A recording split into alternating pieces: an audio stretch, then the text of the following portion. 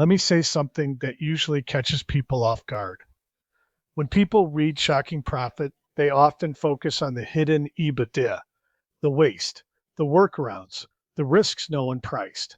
And yes, those are real. They matter. They can be worth millions. But they're not the real prize.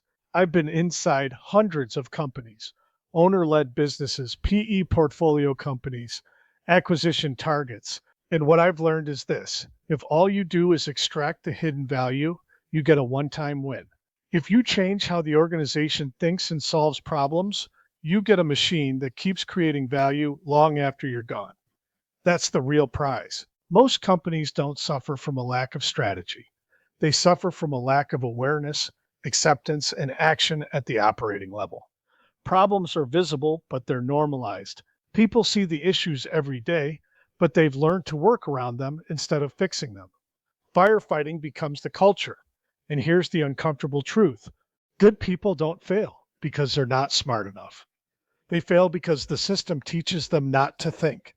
The approach in this book: operational diligence, value leakage analysis, risk quantification, it forces a different behavior. It teaches leaders to ask better questions.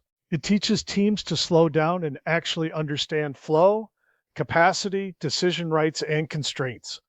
It replaces opinions with facts. It replaces heroics with systems. When that happens, something powerful shifts. People stop waiting for permission. They stop escalating every issue. They stop solving problems with capital and headcount. They start solving them with thinking. And that's when a company stops being dependent on a few strong leaders at the top and starts manufacturing leaders at every level. I've watched frontline supervisors become confident decision makers.